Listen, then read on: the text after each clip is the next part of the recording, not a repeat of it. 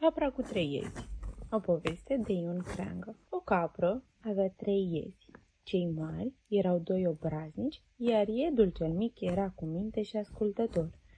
Într-o zi, capra cu 3 iezi își chemă copiii de afară și le spuse că pleacă în pădure să le aducă de mâncare.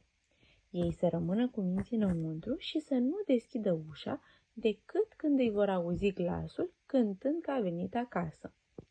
Lupul, cu mătrul caprei, dorea de mult să se ospăteze cu carnea proaspătă a iezilor. Cum tocmai se aflase în dosul casei, el auzi ce le spusese aceasta copiilor ei. Nici nu plecă bine capra și el se duse la ușă cântând cântecul mamei către copiii ei. Cei 2 iezi mai mari se și repeziră să deschidă ușa. Cel mic nu-i lăsă. Le spusese că el cunoaște bine glasul mamei.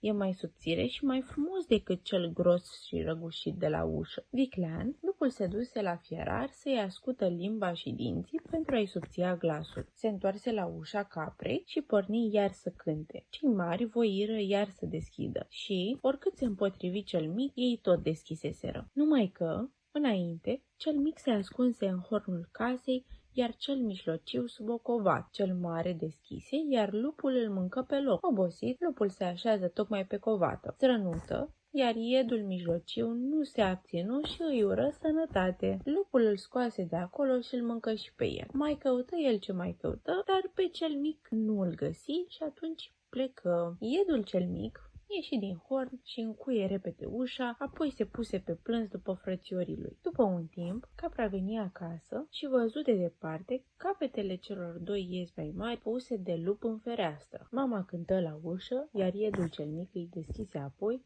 îi spuse plângând ce se întâmplase. Capra își puse în minte să se răzbune pe lup și oricât o rugă iedul cel mic să nu-și caute de lucru cu fiara aceea, ea nu se lăsă înduplecată. Lângă casă era o groapă adâncă. Capra o umplu cu jeratic mocnit, apoi o acoperi cu o plasă de nuiele, peste ea pusese frunze și țărână și peste ele o rogojină. Pentru lup făcu un scăunaș de cear, pregăti apoi o mulțime de bucate gustoase, sarmale și plachie, plăcinte și pască, le lăsă pe foc și porni în căutarea lupului. Îl găsi într-o prăpastie întunecoasă și îi spuse că cineva îi mâncase pe cei 2 iezi mai mari, apoi îl pofti chiar atunci la praznic. Lupul se prefăcu că nu știe nimic și o urmă pe capră către casă. Acolo, capra luă scăunașul de ceară și îl puse pe rogojin. Îl pofti pe lup să se așeze și să mănânce. La acum, în schimb, lupul porni să înghită sarmalele întregi și tare ce-i mai plăceau. În scurt timp, căunașul se topi și rogojina a căzut cu tot cu lup în groapa cu jeratic. Cuprins de durerile arsurilor, lupul strigă caprei să-l ajute, că nu mai poate de durere. În schimb, capra îi spuse că așa o doare și pe ea inima după copiii ei. Lua apoi o căpiță de fân împreună cu iedul cel mic și o trânti peste lup, iar deasupra aruncară niște bolovani ca să moară de tot. Caprele din împrejurim aflară ce a pățit lupul și se bucurară cu toate la praznicul făcut de capra cu 3 iezi.